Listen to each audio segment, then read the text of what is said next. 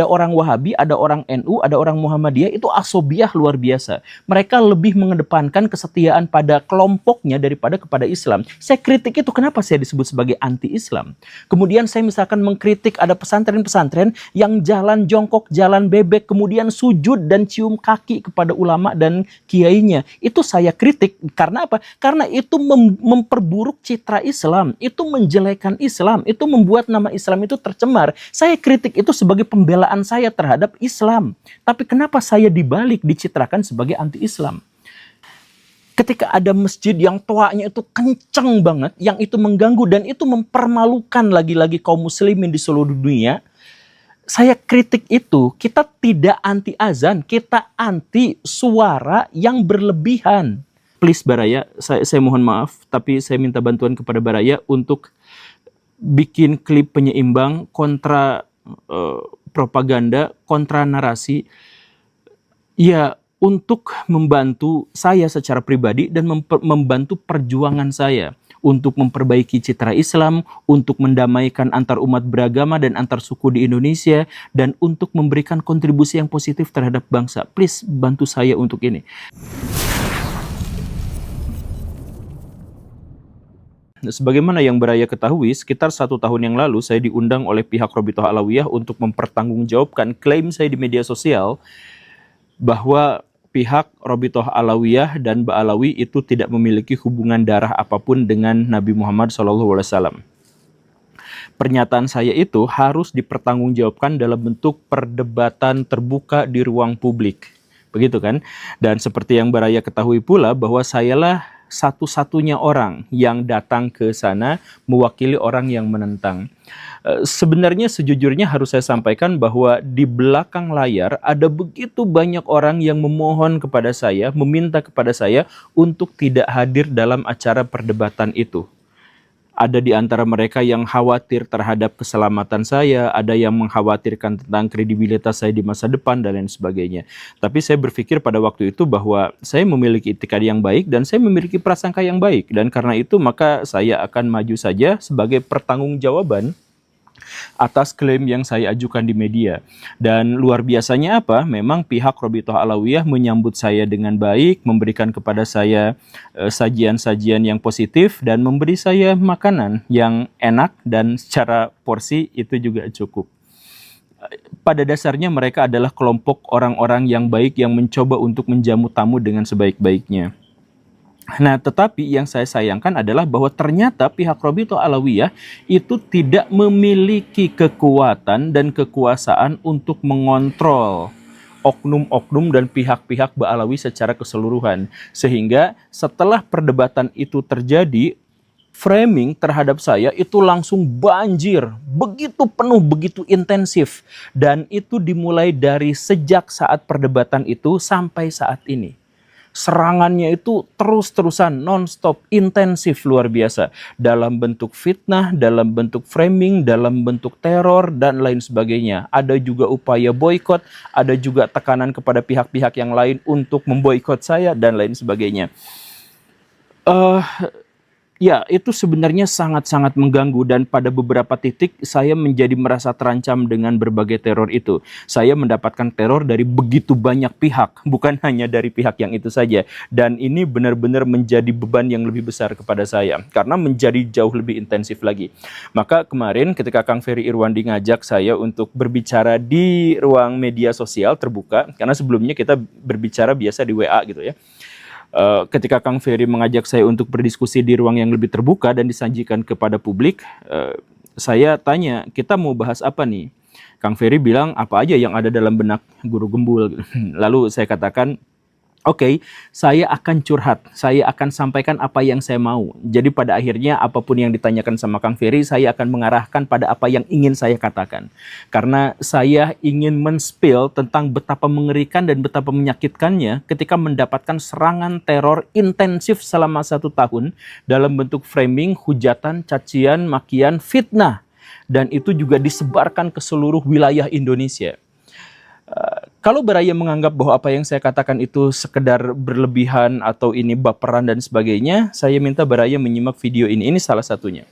Ya, bahwa sebenarnya Gus Baha itu nggak pinter-pinter amat, biasa-biasa aja. Ini apa yang saya tahu dia itu nggak tahu, dan apa yang dia ketahui saya semuanya sudah tahu itu. Oke, Baraya sudah melihat ya. Video itu menarasikan bahwa saya itu mengatakan bahwa saya lebih baik daripada Gus Baha dan seterusnya dan seterusnya. Dan tentu saja itu memantik amarah yang sangat luar biasa dari para santri, dari para kiai, khususnya dari kalangan Nahdliyin. Apa yang sebenarnya menjadi masalah di situ adalah bahwa saya tidak mengatakan itu sebenarnya adalah framing dan itu adalah fitnah.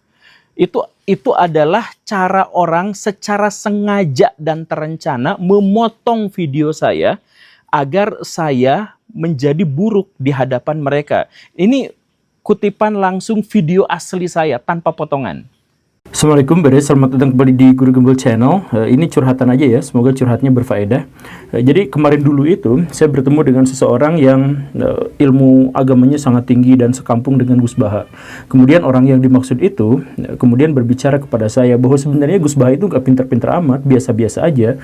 Menurut dia mengatakan kurang lebih seperti ini. Apa yang saya tahu dia itu nggak tahu, dan apa yang dia ketahui saya semuanya sudah tahu itu. Jadi ya, satu-satunya yang membuat dia menjadi lebih terkenal itu adalah gara-gara Gus Baha itu sombong. Begitu, dan kesombongannya itu disukai sama banyak orang. Makanya dia tuh katanya dia tuh kesel. Kenapa orang Indonesia begitu mudah terperangah sama orang yang seperti itu gitu. Gimana kalau seandainya saya yang bikin channel YouTube?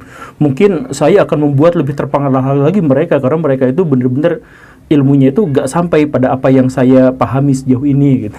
Ya kurang lebih seperti itu. Lalu saya kurang lebih penasaran juga apa yang sebenarnya dia ketahui.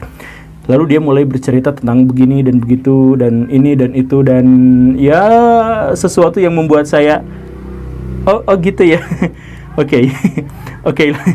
Nah, coba Baraya bandingkan. Yang satu itu sudah dipotong seakan-akan saya mengatakan bahwa saya lebih baik daripada Gus Baha. Yang aslinya adalah saya tidak mengatakan seperti itu. Yang asli adalah saya mengatakan ada orang yang meremehkan Gus Baha, kemudian saya membela Gus Baha. Jadi dalam video itu sebenarnya yang asli itu adalah saya membela reputasi dan kredibilitas Gus Baha. Karena apa? Karena saya relatif orang yang sangat bersimpati kepada Gus Baha dan relatif suka pada ceramah-ceramahnya. Nah, tapi itu diputarbalikkan menjadi sebuah fitnah. Seakan-akan saya mengklaim bahwa saya lebih cerdas daripada Gus Baha dan seterusnya dan seterusnya. Dan itu memantik kemarahan yang sangat luar biasa. Satu hal yang penting adalah Baraya, bahwa itu jelas fitnah. Betul kan? Memutarbalikan fakta. Yang kedua, video itu diunggah oleh kanal yang penuh dengan atribut-atribut keislaman. Kalau memang mereka benar-benar Islam, mereka itu akan takut sekali dengan fitnah, karena fitnah itu lebih kejam daripada pembunuhan dalam versi Islam. Dan kalau dalam versi yang lebih rasional, ya tentu saja lebih kejam daripada pembunuhan, karena memfitnah itu berarti membunuh kredibilitas, membunuh karakter manusia. Dan itu bisa saja menyebabkan si manusia itu mendapatkan bencana yang buruk, dan kemudian setelah mati pun, itu reputasinya, namanya sudah benar-benar berubah gara-gara fitnah. Jadi fitnah itu memang lebih buruk daripada pembunuhan, karena dia membunuh karakter seseorang secara permanen. Nah, ini Muslim yang melakukan itu kepada saya. Jadi sekali lagi, saya tuh pada waktu itu tidak memiliki masalah dengan Gus Baha, saya suka dengan ceramah-ceramahnya dan sebagainya, tapi sejak potongan video itu beredar, saya difitnah, dihujat habis-habisan. Bahkan kiai-kiai NU seperti yang ini, itu marah-marah, karena saya dianggap melecehkan dan menghina Gus Baha dan seterusnya dan seterusnya. Nah, ini salah satu di antara sekian banyak fitnah. Sekali lagi, ini terencana Baraya, ini niat banget bikin yang seperti ini. Dan level kerusakan dari fitnah itu sampai bikin grup WA keluarga saya itu pecah dan blokir-blokiran. Karena apa? Ya karena saya dikira menghina kiai dan seterusnya dalam konteks itu. Atau ada kejadian yang lain. Kejadian yang kemarin juga saya spill di podcastnya dengan Kang Ferry Irwandi. Jadi saya oleh sebagian gelintir kaum Ba'alawi itu dituding sebagai orang yang akan membesarkan PKI, yang akan membangkitkan PKI dan seterusnya di Indonesia sehingga harus diberantas. Salah satu tokoh yang gencar sekali untuk mengkumandangkan isu bahwa saya itu adalah PKI itu adalah seorang ustadz yang namanya Alfian Tanjung. Ustadz itu intensif sekali nyebar-nyebar berita secara offline dan online di banyak ceramahnya kepada purnawirawan tentara, kepada rakyat jelata, kepada orang-orang awam bahwa saya adalah PKI, saya akan membangkitkan kembali PKI, saya adalah agen mata-mata PKI dan lain sebagainya. Luar biasa. Dari mana beliau mengajukan fitnah itu? Dari pernyataan saya yang lagi-lagi dipotong. Ini jadi mereka tuh niat banget Baraya untuk motong kata-kata saya tuh niat gitu. Coba misalkan begini ya. Apakah saya pernah mengaku sebagai cucu PKI? Pernah. Di 2 kesempatan. Saya tampilkan misalkan di beberapa video. Apa yang saya katakan di sana? Pertama, saya mengatakan tuh dalam konteks seperti ini. Saya punya nenek. Nenek itu menjanda dalam satu waktu. Kemudian dia dinikahi oleh seorang kader atau simpatisan PKI. Dan sejak saat pernikahan nenek saya dengan kader PKI itu, kehidupan keluarga nenek saya itu berubah total menjadi sangat-sangat menderita, penuh dengan kenestapaan. Karena apa? Kader PKI itu mengharamkan ibu saya, nenek saya untuk mengaji, untuk beribadah. Jadi setiap ibu saya pulang dari pengajian itu nggak akan dapat makanan dan atau mendapatkan siksaan fisik atau makanannya ada tapi dikencingin. Jadi saya mewartakan bahwa kakek tiri saya adalah orang PKI itu sebenarnya dalam konteks untuk menunjukkan bahwa ekstremisme terhadap golongan kiri itu benar-benar dirasakan oleh keluarga saya sendiri. Dan ibu saya itu menjadi korban kekerasan karena mempertahankan ajaran agamanya. Nah, itu konteksnya begitu, dipotong dong. Lalu dikatakan saya adalah pejuang PKI. Kemudian ada narasi berikutnya, saya mengaku dalam kesempatan yang lain bahwa saya adalah cucu tiri dari PKI. Dalam konteks apa? Membela para habaib. Jadi kan saya tuh selalu mengedepankan objektivitas. Jadi saya tetap akan menyerang ide dan gagasan, tapi saya tidak akan menyerang pribadi. Itu prinsip saya. Dan ketika saya berkonflik secara ideologi dengan habib-habib yang ada di Indonesia misalkan, saya tuh fokusnya itu adalah pada perilaku mereka. Makanya ketika habib-habib di Indonesia itu diserang, diantaranya oleh teman-teman PWI gitu ya, diserang bahwa mereka itu, habib-habib di Indonesia, adalah keturunan dari PKI Yaman atau komunis Yaman, itu kan tuduhan yang serius. Maka saya katakan, ya Habib-Habib itu jangan diperlakukan seperti itu. Toh kalaupun benar mereka itu adalah keturunan komunis, bukan berarti merekanya komunis. Leluhurnya punya ideologi komunis, ya memungkinkan bawahnya juga tidak komunis, kan begitu. Lalu saya mencontohkan, contohnya saya. Walaupun kakek tiri saya adalah orang komunis, tetapi saya tidak komunis. Jadi saya dalam hal itu tuh membela Habib-Habib itu. Tapi justru mereka yang motong pernyataan saya untuk menebarkan fitnah. Bayangkan Baraya, sekarang tuh banyak banget orang yang musuhin saya, termasuk para purnawirawan, tentara-tentara, ada kiai-kiai, ada ustadz-ustadz yang terus-terusan mengatakan bahwa saya itu adalah PKI. Dan kemudian disebarkan kemana-mana bahwa saya itu adalah ateis, saya di framing begini dan begitu. Kejam luar biasa Baraya. Jadi mereka tuh muslim. Mereka tuh harusnya tuh takut sama dosa fitnah. Tapi mereka begitu terbuka, mereka merencanakan itu. Mereka motong video saya. Jadi niat banget untuk itu. Nah, atau contoh yang lain yang lebih kecil itu banyak sekali Baraya. Jadi contoh ya, saya dengan Ustadz Felixio itu kan berteman. Kami tuh WA-an baik-baik ya, walaupun hubungan kami agak tersendat karena jaraknya memang cukup jauh gitu. Tapi kami tuh ya temenan dan cukup intensif lah untuk WA-an gitu, untuk ngobrol. Dan karena itu satu waktu kami itu kan kolaborasi, diskusi, saya di kanal beliau, beliau di kanal saya dan sebagainya gitu ya. Kemudian lanjut juga dengan Kang Raymond Chin yang menunjukkan bahwa kami itu gak jadi masalah gitu. Kang Ustadz Felixio juga ngundang saya beberapa kali dalam acaranya walaupun seringkali tidak bisa saya hadiri gitu. Tetapi luar biasanya apa? Ketika hasil kolaborasi kami itu lalu saya jadikan sebuah video, kemudian saya share, video itu tuh dicuri sama orang, kemudian narasinya tuh diubah bahwa Guru Gembul dipermalukan sama Ustadz Felixio dan sebagainya gitu. Kita tuh temenan tapi langsung di frame seperti itu, difitnah seperti itu. Dan isi kolom komentarnya luar biasa Baraya. Jadi maksud saya tuh lagi-lagi ya ampun, kenapa ada muslim yang berani memfitnah itu kan salah satu dosa paling besar dalam Islam, lebih besar dosanya daripada membunuh gitu, katakanlah seperti itu. Tapi mereka tega untuk melakukan itu gitu. Dan akhirnya apa? Mereka tuh melakukan rangkaian serangan terus-terusan melalui buzzer-buzzer mereka, bahwa saya itu adalah kaum liberal, bahwa saya itu adalah orang PKI, bahwa saya itu adalah Wahabi, bahwa saya itu adalah anti-Islam, saya adalah anti pesantren, saya adalah anti kiai, dan lain sebagainya. Saya tuh mengkritik semua pihak Baraya, tapi bukan pihaknya, perbuatannya. Jadi ketika misalkan saya mengkritik Habib, saya nggak mengkritik Habibnya, saya mengkritik feodalisme di antara mereka. Sehingga ketika saya mengkritik Habib gara-gara satu alasan, misalkan cium tangan, cium kaki, dan sebagainya, saya melakukan kritik yang sama terhadap gus-gusan. Karena saya nggak ngurusin Habibnya, nggak ngurusin gusnya, saya mengkhawatirkan perbuatan mereka. Dan yang saya ajukan itu adalah kritik.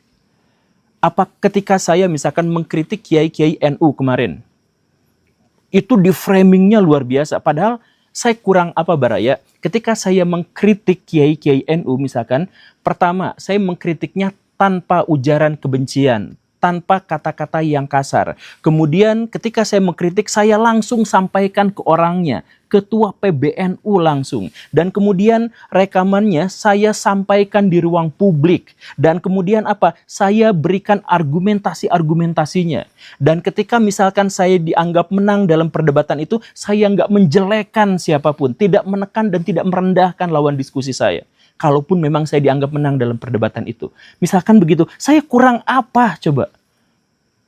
Tapi itu lagi-lagi di frame bahwa saya itu adalah anti pesantren, saya adalah anti NU, saya penuh kebencian terhadap mereka. Gimana caranya? Coba Baraya pikirkan sendiri ya, bagaimana ceritanya saya sendirian tanpa backing, tanpa dekeng, tanpa siapapun berani berkonfrontasi langsung dengan sebuah ormas yang memiliki pasukan 100 juta di Indonesia. Dan kemudian saya tampilkan ke ruang publik tantangan-tantangan terbuka kepada mereka. Emang saya begitu? Ya enggak. Yang saya sampaikan itu adalah kritik yang ada argumentasinya dan itu membangun. Insya Allah itu membangun. Dan orang-orang PBNU yang saya ajak diskusi juga, ya memang mereka bilang itu membangun. Walaupun keberatan mereka itu adalah gara-gara saya bukan dari kalangan mereka, bukan dari Nahdiyin. Kan masalahnya tuh di situ. Tapi framingnya itu yang anti-Islam lah, yang anti pesantren, anti kiai dan sebagainya itu bertebaran di mana-mana. Baraya, setelah itu tuh saya diundang di Cilacap oleh pesantren NU dan saya di situ juga berbicara. Gak jadi masalah, gak apa-apa. Tapi kenapa framing keburukannya itu terus-terusan, fitnah itu, potongan-potongan video saya dan sebagainya itu disebarkan. Sampai bikin tetangga-tetangga saya komplain, bukan gara-gara apa, tapi gara-gara mereka tetangga-tetangga saya juga ikutan diteror dong. Segitunya gitu. Dan kalau memang orang-orang NU itu katakanlah marah sama saya karena saya dianggap menghina, kan yang menghina itu bukan saya, yang menghina itu adalah kalangan Ba'alawi. Kalangan Ba'alawi itu eksplisit terbuka mengatakan, Kiai NU yang itu, Gus NU yang itu tuh, itu buta mata, buta hati. Kiai NU itu yang paling hebat sekalipun, itu derajatnya jauh lebih buruk, jauh lebih rendah daripada Habib yang paling bodoh. Bahwa Habib-Habib itu yang paling bodoh itu alas kakinya lebih mulia daripada kepalanya kiai-kiai. Itu kan perkataan mereka. Itu jelas penghinaan, itu eksplisit. Sedangkan yang saya katakan itu bukan penghinaan, itu adalah kritik. Misalkan, saya mengkritik orang-orang NU ketika mereka menjadi asobiyah, ketika mereka mengancam orang-orang menggorok leher dan sebagainya, saya katakan itu akan membuat resistensi menjadi semakin besar terhadap Islam dan terhadap NU. Itu adalah argumentasi yang bisa diuji dan bisa diperdebatkan dan itu bukan hujatan. Lalu kenapa saya yang memberikan kritik konstruktif justru malah di framing habis-habisan, sedangkan orang-orang Ba'alawi itu yang jelas-jelas melakukan hujatan, caci maki dan sebagainya, tidak ada cerita-cerita tentang pemboikotan. Intinya adalah ini berasal dari satu arus yang sama sejak 1 tahun yang lalu, di mana ada upaya yang sangat sistematis untuk menghancurkan kredibilitas saya, membuat orang-orang membenci kepada saya, bahkan menciptakan ancaman yang intensif terhadap diri saya dan keluarga saya. Makanya di sini saya ingin curhat kepada Baraya. Kalau Baraya mau motong video ini, silahkan. dan kemudian nge-share. Karena gini Baraya, saya tuh ada di sebuah dilema gitu. Jadi di satu sisi banyak clipper-clipper saya tuh yang ngambil video saya secara utuh dan akhirnya membuat kanal ini tuh terancam oleh YouTube sendiri. Tapi di sisi lain saya tuh gak punya dana, saya tuh gak punya kekuatan, saya tuh bukan YouTuber profesional sehingga saya tuh punya clipper yang sampai jutaan omsetnya yang segala rupa, saya nggak punya itu. Jadi saya tuh nggak punya kemampuan untuk mempertahankan diri. Ketika saya di framing habis-habisan mendapatkan fitnah yang seperti itu, saya tuh nggak punya kesempatan untuk melawan, nggak bisa gitu. Sampai akhirnya hari ini gitu. Nah makanya saya mohon kepada Baraya, video-video yang tadi adalah bukti bahwa saya itu mendapatkan framing dan fitnah. Dan saya mohon bantuan Baraya untuk membantah itu juga di ruang publik. Saya benar-benar ini saya tidak pernah minta bantuan kepada Baraya sampai sejauh ini. Nah kecuali pada bagian ini secara pribadi saya mohon Baraya mungkin bisa melakukan kontra propaganda kepada orang-orang yang menghujat dan memframing saya seakan-akan saya adalah musuh dari para kiai, musuh ulama, musuh dari umat Islam dan lain sebagainya. Bahwa saya itu dalam situasi ini difitnah Baraya. Please ambil video ini, potong video ini, kemudian share ke teman-teman. Semoga mereka yang memfitnah saya itu tobat. Bahwa saya tuh gak melakukan tindakan-tindakan yang kriminal. Misalkan gini lah ya, saya dianggap menghina umat muslim atau menyerang Islam. Kok video Guru Gembul menyerang Islam terus? Sejak kapan saya menghina Islam dan menyerang Islam? Saya nggak menyerang ajaran agama apapun. Mau Islam, mau Kristen, mau Hindu, saya nggak nyerang seperti itu. Yang saya serang itu diantaranya apa? Ya umatnya. Jadi misalkan ketika ada kaum muslimin yang kuburannya itu pakai topping dan kemudian dibisnisin besar-besaran dan itu membuat citra Islam itu buruk di ruang publik, saya kritik itu. Nah, ketika saya mengkritik amalan itu, kenapa saya yang dianggap anti-Islam? Saya mengkritik ada orang Wahabi, ada orang NU, ada orang Muhammadiyah, itu asobiah luar biasa. Mereka lebih mengedepankan kesetiaan pada kelompoknya daripada kepada Islam. Saya kritik itu, kenapa saya disebut sebagai anti-Islam? Kemudian saya misalkan mengkritik ada pesantren-pesantren yang jalan jongkok, jalan bebek, kemudian sujud dan cium kaki kepada ulama dan kiainya. Itu saya kritik, karena apa? Karena itu memperburuk citra Islam, itu menjelekan Islam, itu membuat nama Islam itu tercemar. Saya kritik itu sebagai pembelaan saya terhadap Islam.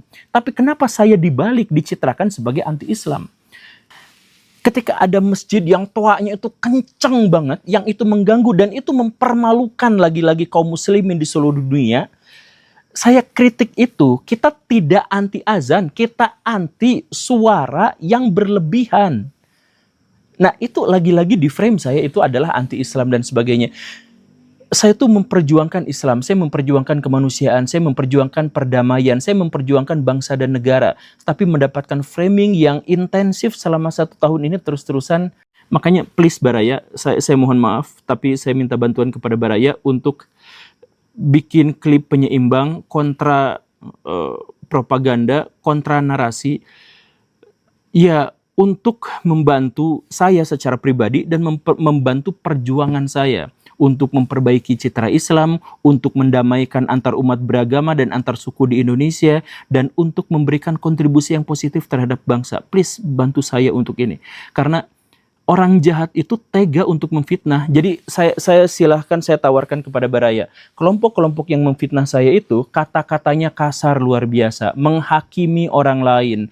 Dan memaksa orang lain untuk berpikir sesuai dengan keinginan dan pendapat mereka. Sedangkan saya ngajak orang lain untuk berpikir terbuka. Jangan percaya sepenuhnya pada apa yang saya katakan. Biasakan belajar kritis. Biasakan belajar skeptis. Saya tidak memiliki otoritas dalam bersuara. Dan lain sebagainya. Nah, tapi saya yang dikatakan sebagai orang yang sok segala tahu dan kemudian menyampaikan semuanya. Sedangkan mereka dengan kata-kata kasarnya, dengan keberanian untuk memfitnah dan memframingnya, mereka justru mendapatkan kemerdekaan untuk melakukan itu semua tanpa tendensi dari pihak lain. Itu saja Baraya. Sekali lagi saya mohon bantuan kepada Baraya. Karena ini memang sudah benar-benar berat dan saya menanggung ini sendirian dalam waktu 1 tahun dan itu ada bersamaan dengan tekanan-tekanan teror-teror dari pihak-pihak lain, dari oknum pemerintah, dari judol, dari mana itu semuanya ke saya menanggungnya sendirian Dan ketika kemarin saya menemukan momen ketemu sama Kang Ferry Irwandi, saya pikir saya harus melawan hari ini dan saya minta bantuan kepada Baraya untuk ikut melawan. Kemarin lalu seorang konten kreator besar, edukator, dia adalah non-muslim, Saipit gitu ya, bertanya kepada saya, Pak Guru Gembul, kenapa sih membahas Habib terus? Apa sebenarnya bahaya mereka itu? Kenapa harus dibahas terus-terusan padahal kasusnya cuman nyerobot makam doang gitu. Ya sebenarnya tidak hanya nyerobot makam Baraya, dan tentu saja motivasi saya membahas Habib bukan hanya urusan-urusan finansial atau material, tapi lebih daripada itu. Bahkan kalau misalkan Baraya sadari, saya adalah salah satu pengkritik Habib-Habib itu sejak awal mereka muncul dan ketika mereka sedang berjaya-jayanya, dan ketika kita mengkritik Pak Habib di masa jayanya, itu Baraya bukan dapat finansial, bukan dapat apa, tapi ancaman teror, ancaman kematian, bahkan subscribernya dipastikan fix itu turun pada waktu itu. Ya karena ngebahas mereka itu adalah ngebahas tentang orang-orang yang mendoktrin dan didoktrin gitu. Nah jadi bahayanya bukan hanya sebatas makam, tapi lebih daripada itu. Kalau Baraya melihat aliran-aliran paling sesat di Indonesia, katakanlah yang jaringan Islam liberal, katakanlah Al-Zaitun atau Ahmadiyah atau Syiah atau segala rupanya, aliran-aliran sesat itu tidak ada satupun di antara mereka yang berani mengganti nama Tuhan, yang berani untuk menjadikan leluhur mereka itu sebagai Tuhan. Itu gak ada satupun di antara mereka, kecuali Habib-Habib itu, Habib Ba'alawi itu. Jadi Habib Ba'alawi itu dengan pongahnya dan dengan santainya bercerita bahwa foto-foto leluhur mereka, kuburan-kuburan leluhur mereka itu bisa dijadikan alat untuk menyelesaikan hajat-hajat dan kebutuhan kita. Kalau ada permasalahan di segala apapun, Al-Habib Abdullah bin Al-Haddad bilang, maka hendaknya kalian berziarah ke kuburan. Dan kuburan kami itu semua bisa menyelesaikan segala permasalahan. Jadi kita butuh apa, minta pada makam, kita butuh apa, minta pada foto, maka mereka dengan istilah insya Allah itu pasti akan dikabulkan. Cuman kelompok mereka saja yang berani mengatakan ini. Karena apa? Ya karena kalau misalkan dalam perspektif Islam meminta pada selain Allah, apalagi kepada kuburan dan foto, itu sudah fix murtad.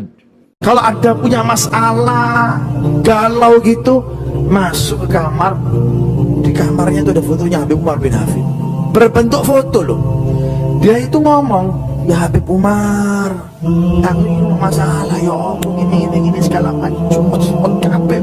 Selesai bicara, keluar dapat solusi. Jadi kelompok paling sesat sekalipun, katakan Baraya mau nyebut kelompok mana, Ahmadiyah, kelompok mana, Lia Eden gitu, gak ada satupun yang punya doktrin bahwa mereka itu akan masuk surga dengan lihat atau minta bantuan pada foto atau hajat-hajatnya diselesaikan karena datang ke kuburan leluhur mereka. Gak ada satupun.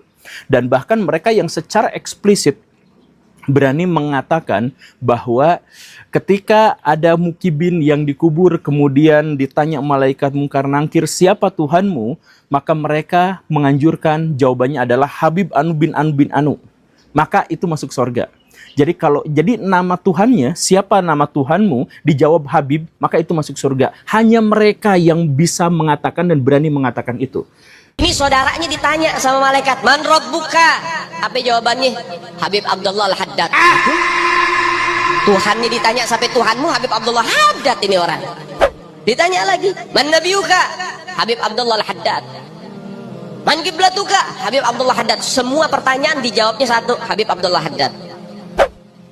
Dengan hal itu karena kecintaan yang mendalam kepada Habib Abdullah Haddad, Habib Abdullah Haddad kasih syafaat. Datang ruhnya Habib Abdullah Haddad dikasih syafaat itu orang. Nah, jadi ini bahayanya terhadap Islam itu sangat besar Baraya, karena sendi paling dasar, paling esensial, yaitu ketauhidan, itu bahkan berani mereka langgar, apalagi hal-hal yang lain gitu.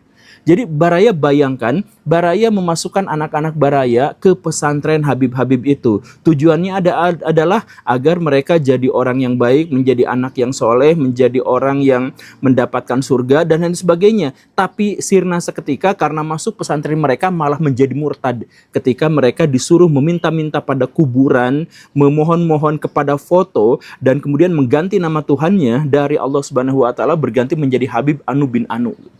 Sebegitu bahayanya, ya itu ada pada level akidah yang tidak ada satupun aliran paling sesat sekalipun yang berani mengubah nama itu. Itu yang pertama. Kemudian yang kedua, mereka itu berani mempersulit dakwah Islam dengan merusak syariah. Nah, saya pernah mengemukakan di beberapa episode lampau dan saya ingin tekankan lagi di sini. Saya tanya kepada Baraya, sebelum Pak Habib Rizik muncul di Indonesia, ulama manakah yang mempopulerkan kata-kata toksik, ancaman, intimidasi, dan kekerasan fisik terhadap orang lain? Saya tanya kepada Baraya, ulama mana di Indonesia yang menyampaikan kalimat-kalimat toksik, intimidasi, dan melakukan kekerasan-kekerasan fisik terhadap pihak lain? Gak ada. Habib Rizik itu adalah pionir dan pelopor ulama toksik di Indonesia, sehingga bahkan siapapun pembela dari Habib Rizik itu sering mengeluarkan kalimat-kalimat toksik. Banyak yang mengkritik saya, youtuber-youtuber kecil gitu ya, yang menghujat saya membela Habib Rizik itu, dan kata-katanya gitu persis, kotor, kasar, tidak beretika, tidak beradab, dan hal yang semacam itu gitu. Nah, inilah yang akhirnya mempersulit penyebaran ajaran agama Islam, karena sejak saat Pak Habib Rizik itu muncul, ajaran Islam di Indonesia itu berubah. Dulu toleransi antar umat beragama tuh baik-baik saja. Sekarang perang. Mendatangi teman yang beda agama itu sekarang udah menjadi masalah gitu. Gitu kan? Bermain dengan orang-orang yang beragama beda itu sekarang udah menjadi masalah gitu. Dan itu munculnya sejak kapan? Sejak Pak Habib Rizik. Makanya cek sebelumnya. Ada nggak yang seperti itu? Nggak ada. Nah, jadi akhirnya apa? Orang-orang yang berusaha menyebarkan ajaran agama Islam itu disulitkan. Karena apa? Karena resistensi terhadap Islam menjadi menguat. Jadi sekarang mau menyebarkan ajaran agama Islam, mau menyampaikan bahwa Islam itu adalah kasih sayang dan sebagainya, udah tidak lagi bisa dipercaya gitu.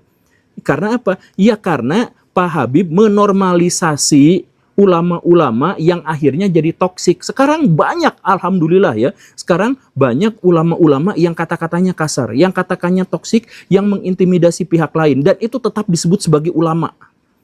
Padahal kan sebenarnya dalam hadis Nabi jelas orang yang suka mengumpat dan berkata kasar itu bukan orang Islam. Itu tegas, hadisnya tuh eksplisit seperti itu. Tapi ya diabaikan, ya hadis saja diabaikan Baraya. Sehingga apa? Sehingga kita itu umum mendengar orang-orang muslim itu mempersekusi pihak lain, umum mendengar dan melihat umat muslim itu berkata-kata kasar untuk menjatuhkan dan menjelekkan harga diri orang lain. Itu umum sekarang. Jadi ajaran tentang rahmatan lil alamin, ajaran yang berbuat baik kepada manusia dan sebagainya itu sekarang tidak lagi dikenal, yaitu gara-gara Habib itu. Nah, kenapa Habib-Habib itu sampai bisa mengubah ajaran Islam, mengubah akidah Islam, mengubah syariah Islam, mengubah dakwah Islam? Simple, sederhananya mereka menggunakan 3 jurus. Yang pertama, mengaku sebagai keturunan Nabi. Yang kedua, mengklaim bahwa keturunan Nabi itu pasti suci dan pasti maksum. Dan yang ketiga adalah siapapun yang mengkritik mereka, maka mereka menyebutnya sebagai iblis atau awam. Jadi kalau misalkan Baraya mengkritik habaib gitu ya, pasti Baraya itu, ya kalian itu kan awam, gak ngerti apa-apa gitu kan. Ketika mereka dawir ke sana ke sini menceritakan tentang rantai emas yang turun ke langit, kan mereka menjawabnya apa? Waduh, kita sekarang jangan banyak bahas-bahas karomah sebab orang-orang awam yang tidak mengerti akan menjelekkan kita. Mereka tuh menyebut kita tuh awam kalau kita tuh gak percaya sama dawiran-dawiran mereka. Mereka tuh akan menyebut kita iblis kalau kita tuh berani mengkritik mereka. Umat Islam mulai gaya, mulai mengkoreksi Habibnya, mulai mengkoreksi Habibnya, mulai mengkoreksi ulama-ulama dari anak cucu Nabi Muhammad SAW.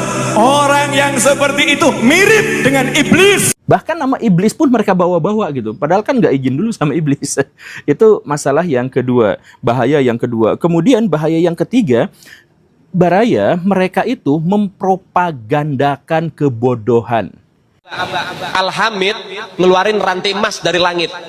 Jadi gini, suatu kali Habib di Indonesia itu ditanya, kenapa Habib-Habib itu nggak nulis kitab, nggak nulis buku? Kemudian mereka menjawab, kami tidak menulis kitab. Jadi secara eksplisit mereka sudah menjawabnya ya, mengkonfirmasi bahwa mereka tidak menulis kitab. Tapi yang mereka cetak adalah aulia-aulia, adalah wali-wali. Sehingga di Tarim, kota kebanggaan mereka itu, tidak ada satupun laki-laki yang baru tumbuh kumisnya kecuali dia sudah menjadi wali. Nah, itu klaim mereka. Itu kan sebenarnya pembodohan luar biasa. Ya jelas pembodohan lah. Nah, kemudian mereka ceritakan bahwa leluhur mereka itu adalah bisa naik ke langit karena ada karomahnya, karena mereka wali. Kemudian mereka itu bisa Isra Mi'raj sampai 70 kali karena mereka itu wali dan sebagainya. Itu saja sudah kebodohan. Tapi kebodohan itu gak seberapa dibandingkan mereka bahkan berani mempropagandakan kebodohan itu.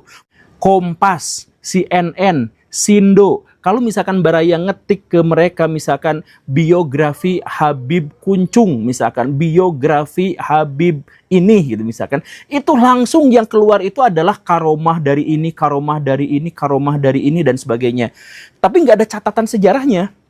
Bahkan catatan itu sebenarnya berbohong, karena misalkan gini, Mbah Priuk itu kan salah satu Habib. Mbah Priuk itu sebenarnya anak buah kapal biasa aja. Tapi kemudian mereka propagandakan sebagai penyebar ajaran agama Islam di Jakarta. Baraya datang ke makam-makam Habib itu narasinya adalah penyebar ajaran agama Islam di, penyebar ajaran agama Islam di. Habib Kuncung, Habib itu kan sebenarnya bukan siapa-siapa, orang biasa aja. Tapi setelah meninggal, anak keturunannya kemudian mengklaim bahwa mereka itu wali, mumpung nggak ada catatannya gitu ya. Mereka wali, kemudian bikin karomah-karomahnya. Setelah bikin karomah-karomah itu mereka propagandakan di kitab-kitab mereka, kemudian dia di semua media digital yang dikenal di Indonesia. Silahkan cek Baraya, Koran Sindo, Oke Zone, Detik, Baraya ketik misalkan biografi Habib Anu. Yang keluar itu adalah biografi dan karomahnya. Atau karomahnya yang begini begitu. Isi karomahnya apa? Yaitu yang memundurkan pesawat lah, yang Isra Mi'rajnya, yang di kuburannya itu bisa khatam Quran 8.000 kali dan sebagainya. Itu yang disebutkan di media-media mainstream kita. Dan Baraya tahu kan, kalau sebuah kebohongan dipropagandakan, maka dia akan diterima sebagai sebuah fakta dan kenyataan. Sampai ada media digital di Indonesia yang nge-blacklist saya gara-gara mengkritik Habib. Ada. Itu kan tidak profesional ya sampai media digital, tapi ada yang seperti itu tuh, bukan satu loh, dua. Ya, dan ya itu modus standar mereka itu adalah mereka cari leluhur mereka, orang biasa juga langsung diganti riwayatnya, diceritakan karomahnya, disebutkan penyebar ajaran agama Islam di Indonesia, lalu diwartakan ke seluruh dunia plus dengan karomah-karomahnya. Kemudian kalau misalkan disangkal, maka siapapun yang menyangkal Habib-Habib itu maka disebut sebagai iblis, minimal orang awam. Begitu. Dan ketika kita berkunjung kepada mereka, maka mereka itu adalah pemilik kunci surga. Nah, ini masalah keempat mereka. Bahaya keempat dari mereka, yaitu apa? Menjauhkan kaum muslimin dari ulama-ulama yang lurus. Jadi ulama yang ngajarin sunnah, ulama yang ngajarin logika, ulama yang ngajarin kebaikan, itu dihapus, diganti sama mereka.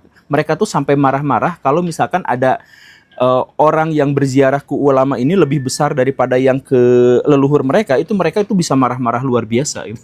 Ada orang Malang tanggal 6, tanggal 7 kok masih buka majelis, itu namanya picek gitu. Dari Bandung, dari Jakarta, Kalimantan semuanya datang. Itu panitia sedia nasi kotak 200.000 masih nggak cukup. Itu majelis yang diarahkan ke inti, apa yang diarahkan ke aulia, ke Allah, ke Rasulullah. Kalau orang ada adab sama wali, nggak berani dia bikin majelis. Ada acara roha, maulid, libur majelis. Nggak ada waktu aja. Hadir bawa semua ke Habib Abu Bakar. Ada hallnya imamen libur. Kalau ada majelis malam minggu kok masih buka, nggak tahu picek itu mungkin yang khodibul majelisnya itu. Nah, karena apa? Karena mereka fokusnya itu adalah menjauhkan orang-orang dari ulama yang beneran dan kemudian dibawa kepada ulama-ulama mereka. Ya, seperti itu. Makanya mereka sampai mengatakan ini kan sebenarnya adalah provokasi yang frontal. Mereka katakan bahwa Habib terbodoh lebih baik daripada 70 kiai yang paling cerdas, yang paling hebat. Begitu kan? Kemudian mereka sampai mengatakan bahwa duduk di depan habaib itu pahalanya jauh lebih utama, lebih besar daripada sholat. Gitu, mereka tuh berani menyebutkan yang seperti itu. Kemudian apalagi mereka misalkan mengatakan bahwa ada orang yang ahli maksiat, ada yang jahat, yang tidak pernah ibadah, yang nggak benar pergaulannya dan lain sebagainya, tapi dekat dan berani mentraktir Habib, maka dia akan masuk ke dalam sorga dengan jalur yang paling instan. Orang Habib yang gila itu lebih utama daripada ulama amilin. Baraya video-video yang seperti itu sudah banyak banyak lah sekarang konten-konten kreator yang menjelaskan itu. Itu semuanya sudah fix seperti itu. Jadi ulama yang benar mereka jadikan musuh, kemudian jauhkan mereka agar dekat sama kelompok Habib mereka, agar nyumbang kalau misalkan mereka ngadain haul, ada nyumbang kalau misalkan mereka ziarah dan sebagainya ke kelompok mereka saja.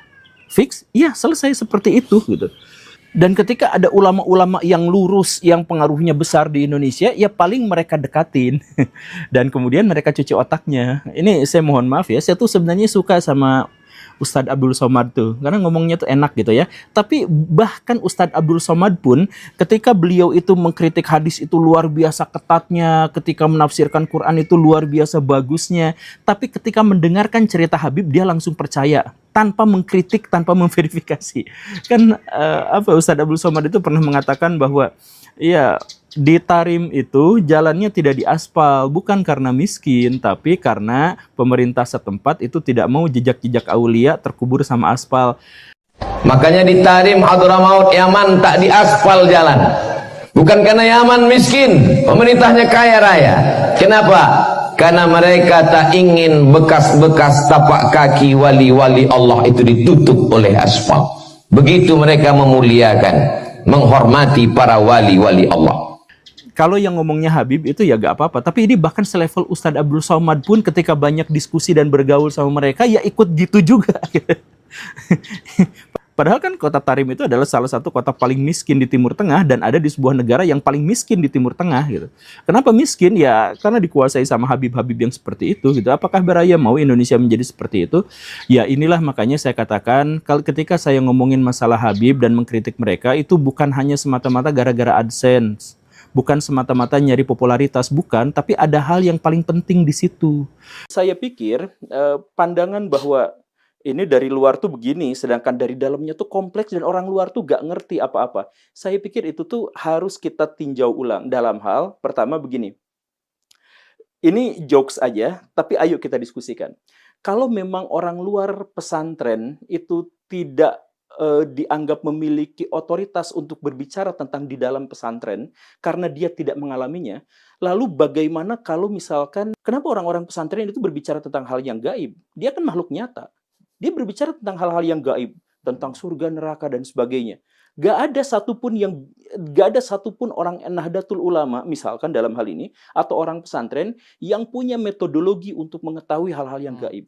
Tapi kenapa didiskusikan? Ya harusnya jin ya berbicara tentang dirinya sendiri, orang di luar jin nggak boleh berbicara tentang jin, misalkan begitu ya. Atau misalkan kita ambil contoh yang lain, para peneliti Indonesia yang paling otoritatif justru adalah orang luar Indonesia, biasanya adalah orang Australia, biasanya. Dan sumber-sumber referensi tentang misalkan Indonesia dan sebagainya itu adalah orang Australia dan atau orang Belanda. Itu yang paling dianggap otoritatif. Bahkan orang-orang akademisi Indonesia itu harus ngambil sumber-sumbernya dari negara-negara yang dimaksud. Pertanyaan saya adalah, bukankah orang Belanda itu adalah orang luar yang nggak ngerti tradisi kita? Tapi kenapa kita jadikan mereka sebagai orang yang otoritatif? Atau misalkan kita juga ada pembicaraan-pembicaraan di banyak sekali forum. Jangan baca buku ini kan buku dari Barat, sedangkan ini isinya Islam. Kalau Islam ya harus dari dalam sendiri. Lah, Gus Ulil sendiri kuliahnya di luar gitu, dan membicarakan tentang Islam. Jadi sebenarnya saya melihat bahwa pikiran Anda, saya, kamu, kami dan lain sebagainya, mereka kita itu sebenarnya harus. Kalau bahasa NU minna minhum. Outsider dan insider. Oke. Gitu ya. Outsider dan Mina gitu. Satu itu. Nah, saya pikir itu juga harus kita tinjau ulang terkait dengan hal itu. Nah, kenapa? Satu masalah yang paling besar dalam hal ini adalah karena NU itu bukan subculture semata dari gagasan yang namanya Indonesia, tetapi dia adalah subculture dari Islam yang terlalu banyak orang yang mengklaim dirinya sebagai Islam dan dirinya sebagai Islam yang benar. Jadi ketika NU misalkan menyuarakan, dalam NU biasa aja sih jalan jongkok itu kan adalah hal yang biasa. Tidak semua orang pesantren itu seperti itu. Tetapi ada yang seperti itu. Lalu kemudian ketika ada kritik dari Muslim juga yang mengaku saya itu dari dalam. Saya Islam dari dalam.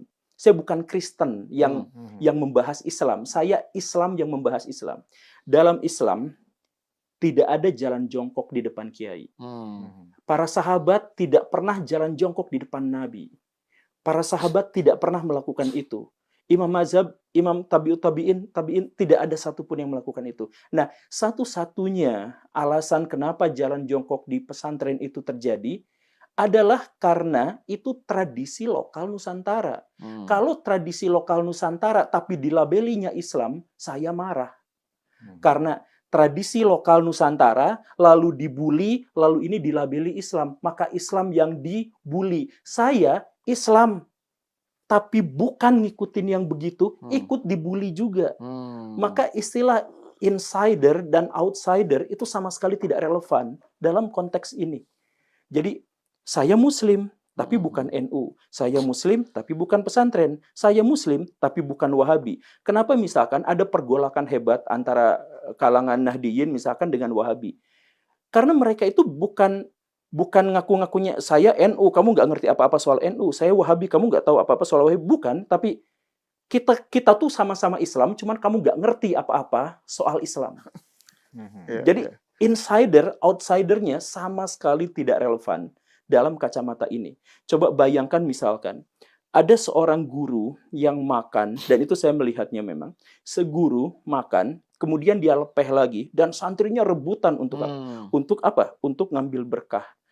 Lalu, kenapa seperti itu? Lalu kata orang yang ada di sana dikatakan, dalam tradisi pendidikan Islam, ilmu itu bukan hanya didapat dari metode belajar, tapi didapat dari berkah dari para kiai, berkah dari para guru. Nah, karena itu sebenarnya adalah tradisi masyarakat lokal, tapi kemudian diklaim itu adalah tradisi Islam, lalu orang Islam yang insider, saya terhina, terlecehkan, karena agama saya diklaim dengan cara seperti itu, saya nggak ikutan itu disorot media, lalu itu dihujat, lalu Islam dihujat, saya umat Muslim. Kenapa saya ikut dihujat, padahal saya bukan seperti itu. Itu masalah. Dan kemudian, masalah insider-outsider juga pada akhirnya menghasilkan sebuah kesimpulan yang menjadi sangat bias. Ketika misalkan begini, dalam tradisi Islam yang paling pokok, kita tuh gak boleh fanatik kepada golongan. Fanatik pada golongan itu disebutnya asobiyah. Dan orang yang asobiyah itu mati jahiliyah disebutnya. Dia marah karena golongan, bukan karena agama. Dia senang karena golongan, bukan karena agama. Lalu sekarang, kalau misalkan ada orang pesantren yang marah pada stasiun televisi karena tradisinya diusik, misalkan dalam hal ini, dia tuh marah bukan gara-gara agama. Dia marah gara-gara golongan. Artinya dalam hal ini, pesantren, lembaga pendidikan paling terkemuka yang mewakili nilai-nilai Islam di Indonesia, itu dia dianggap justru mengkhianati nilai-nilai dasar dari ajaran agama Islam. Jadi kita melihat dalam konteks yang ngaku Muslim dan ngaku Muslim yang benar, itu bukan hanya satu, tapi banyak. Dan karena itu kita akan kebingungan mencari insidernya itu siapa. Dan kemudian masalah yang berikutnya lagi adalah begini. Ini ada pertanyaan yang mendasar kepada kalangan pesantren. Seperti yang tadi dijelaskan. Ketika ada kasus pencabulan, itu santri-santri ulama semuanya bungkam. Ketika ada kekerasan seksual, bungkam. Ada penyimpangan seksual, bungkam.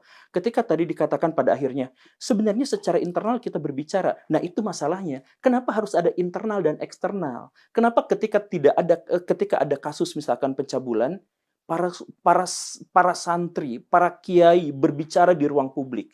Kemudian mengatakan bahwa insya Allah kami akan memperbaiki diri. Saya mohon maaf kepada masyarakat semua, ini tidak akan terjadi lagi. Coba, pernah nggak? Jadi kalau misalkan kita menganggap orang luar, nggak usah, karena kita mengenal diri kita sendiri, enggak. Kita mengenal diri kita sendiri hanya setelah kita melihat reaksi dari pihak lain, dari orang lain.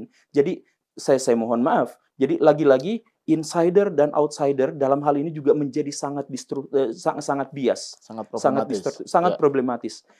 Apa yang ada dalam diri saya dinilai sama orang lain, dan itu saya akhirnya menjadi ada feedback dari saya, dan begitu pun ada feedback dari orang lain, begitu seterusnya. Bayangkan kalau pesantren setiap ada kritikan, kamu nggak ngerti apa-apa soal pesantren, kamu nggak ngerti betapa kompleksnya di dalam sini. Setiap ada kritikan seperti itu, dinilai sama begitu banyak orang, dihakimi sama begitu banyak orang, dihujat, diejek sama begitu banyak orang. Kemudian kamu nggak ngerti apa-apa, hanya saya yang ngerti soal ini.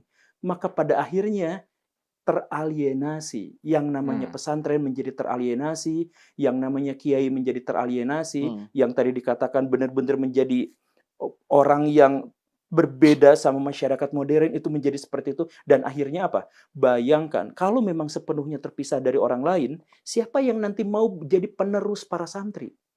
Penerus para santri itu adalah orang luar. Masa orang dalam lagi? Orang dalam itu akan terkikis habis. Semakin lama semakin habis. Nah, orang luar yang mau masuk pesantren, wah pesantren ini kok kotor ya.